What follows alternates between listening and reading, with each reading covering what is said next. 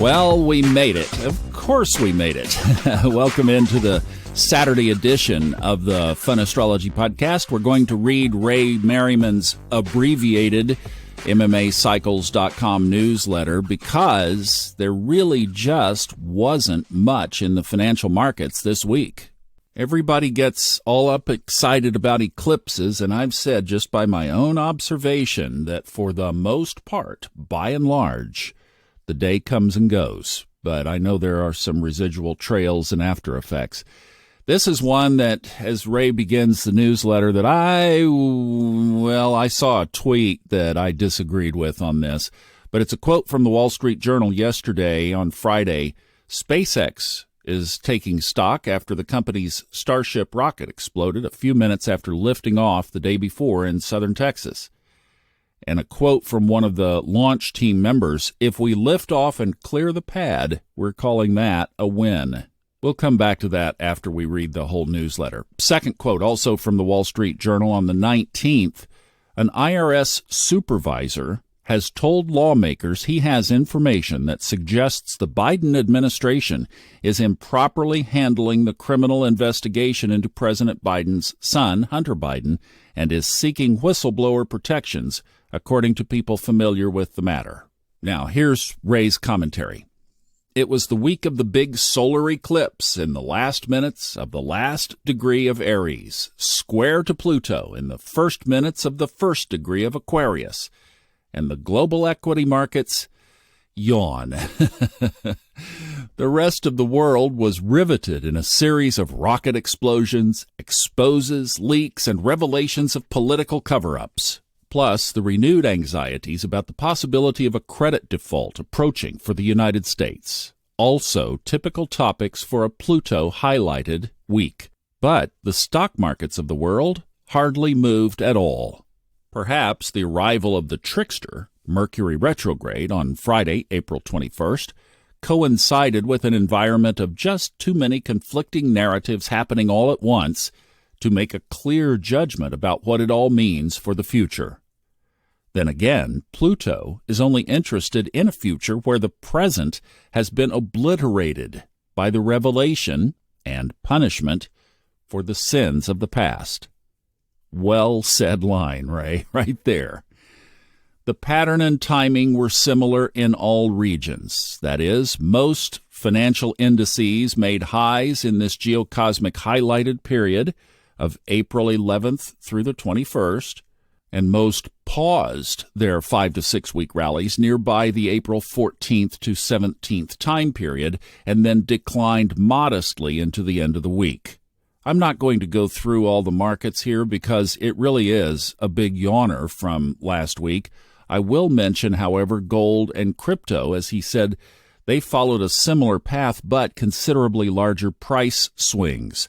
Gold and silver, like U.S. stocks, peaked late in the prior week at $2,063 an ounce for gold and $26.23 an ounce for silver. Then fell to $1,980 and $24.71 in the middle of last week. Big fall off on gold on Friday. Bitcoin and Ethereum also peaked on April 14th before falling 12 to 15% by Friday the 21st. That may sound like a lot, that 12 to 15%, but for crypto, that's about an average decline in a major cycle. The U.S. financial market basically went nowhere this week. It was dead flat. So let's look at the short-term geocosmics and longer-term thoughts, which also are going to be abbreviated. Here's another quote from the Wall Street Journal. First, from the incomparable Peggy Noonan. She says, "I will be rude here and say that in the past 30 years, we have not only come to understand the Internet and high-tech's steep and brutal downsides, political polarization for profit, the knowing encouragement of Internet addiction, the destruction of childhood, a nation that has grown shallower and less able to think. We have come to understand the visionaries who created it all, and those who now govern AI are only, arguably, admirable or impressive." And then a quote from zdnet.com. ChatGPT is a natural language processing tool driven by AI technology that allows you to have human-like conversation. I'll come back to that point. I got a call from my brother yesterday afternoon that I will tell you about.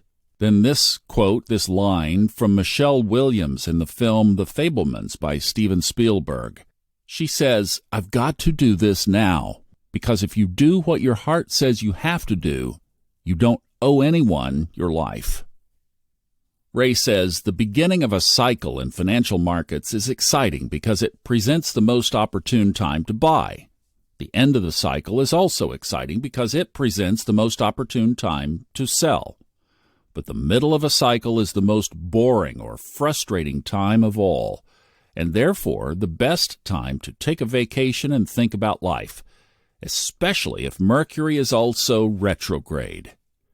We are now officially in or near the middle of a primary cycle in most financial markets, and Mercury is retrograde, in Taurus no less, which is the sign of slowness for the planet Mercury, ruling the mind. Hence, there's not much to say about the markets this week, so we'll go philosophical with astrology. Yay! So what are we to understand with Mercury retrograde now, close to Uranus and both in the sign of Taurus? If Mercury is the mind and intellect, and it is near Uranus, the planet of innovation, discovery, and disruption, it would appear that this is a time of potentially great excitement and invention.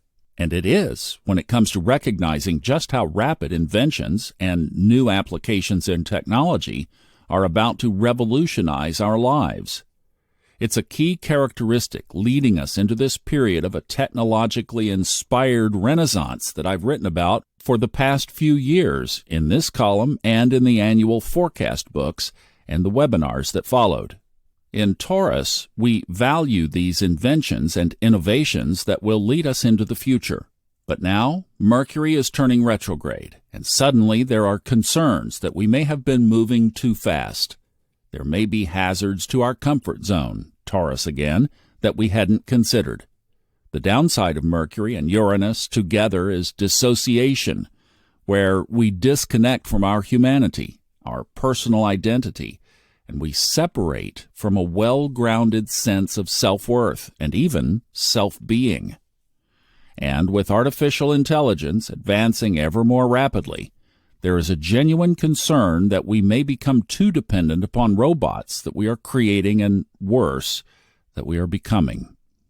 Mercury indeed has an association with the mind, and with Uranus, it is leading us into incredible inventions about to transform our lives, especially when Uranus enters Gemini, the ruling sign of Mercury, in 2025 to 2032. Pluto in Aquarius, the ruling sign of Uranus, isn't going to stop this freight train. Think smart train. But something else will. And that is the basic urge, or need, to connect with one another on a level outside of the mind, outside of technology. For some, it will be a retreat inward to listen to and follow one's heart. For from there comes the outpouring of love that all humans seek, and the transcendence of the fear that all humans feel, the fear of loneliness, of being disconnected and alone, of not being able to touch and experience intimacy with another. It is only through relationships that love can be experienced. It is only through relationships that we can truly begin to understand the concept of karma, which is the first step to real knowledge of life, its meaning and its purpose. There may be a real danger for those who blindly follow the herd into this new age of technology and artificial intelligence, disconnected from meaningful relationships with others.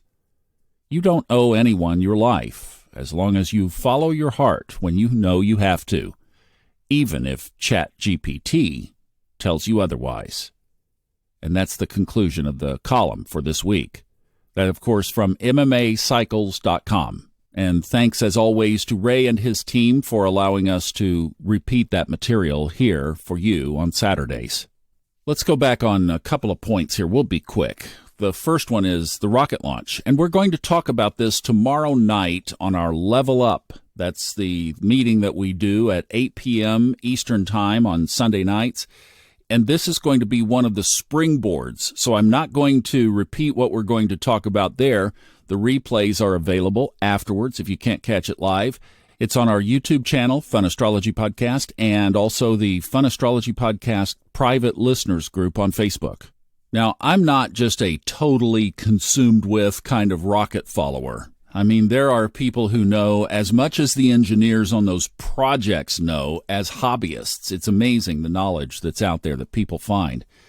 I love the space program, child of the 60s, remember it well. The fascination of us breaking the surly bonds of Earth, and even the thought that we could get into a capsule here on Earth, and as is the vision of this program that was launched this week, that a human could go to one of these astrological planets and put their feet on it, still is just profound.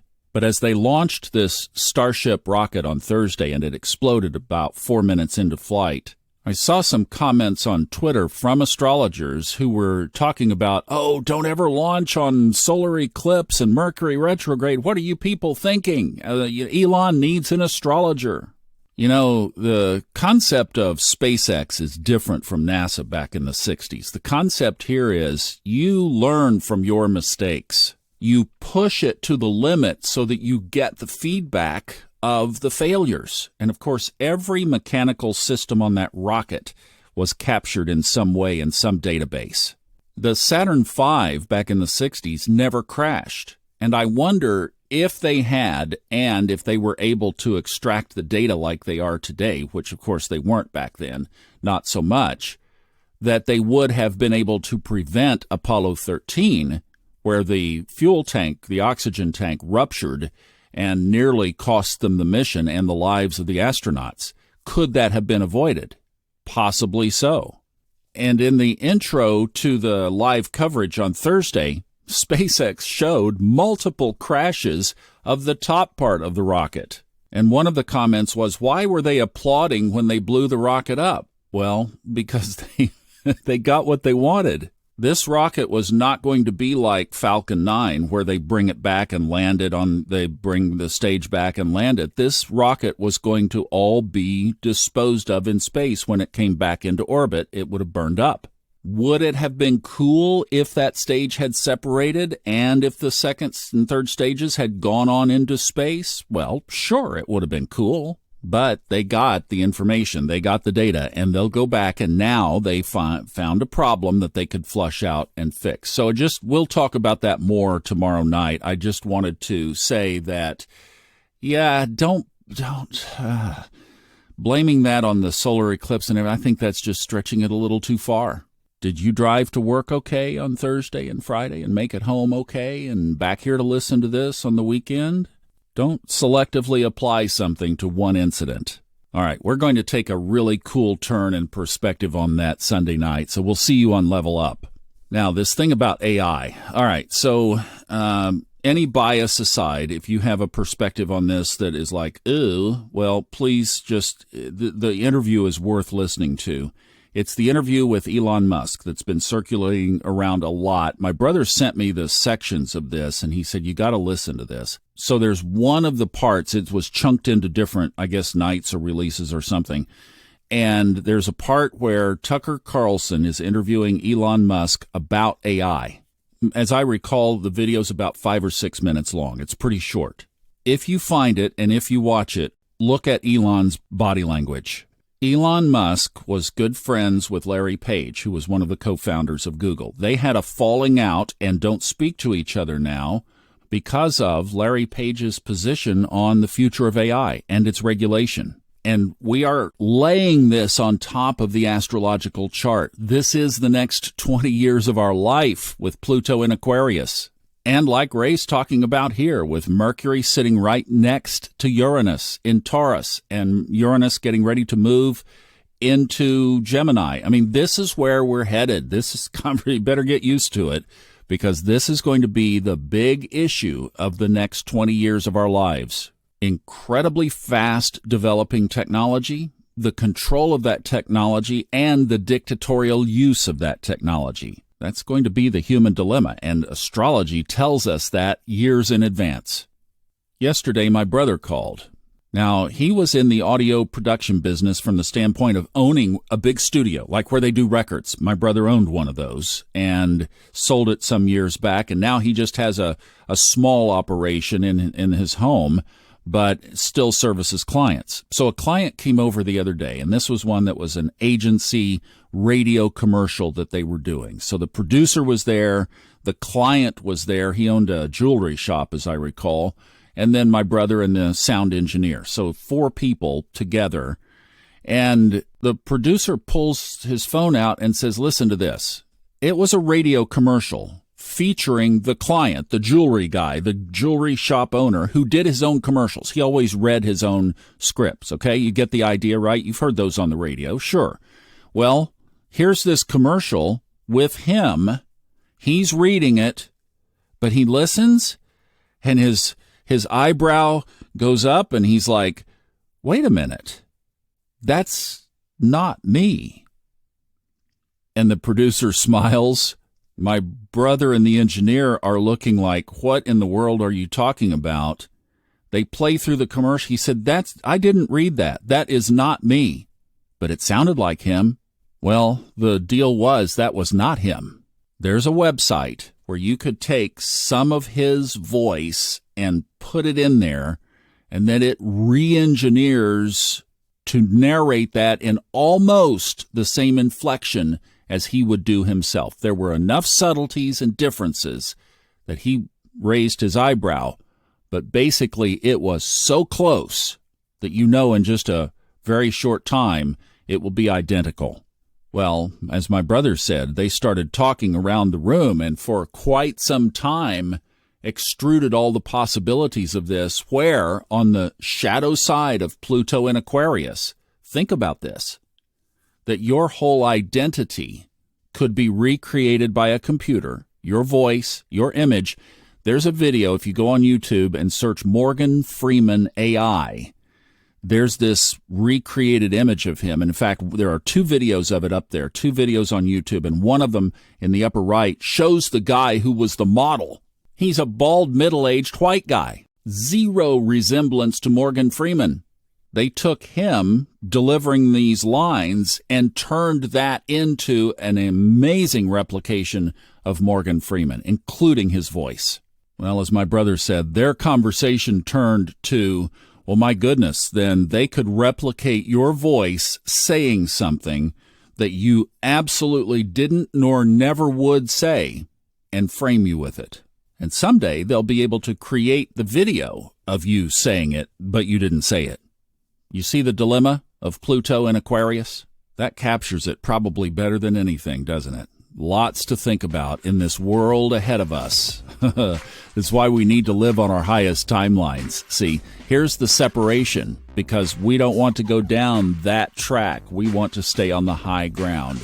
And there will be technology that we can use for higher purposes, don't you know? And we will.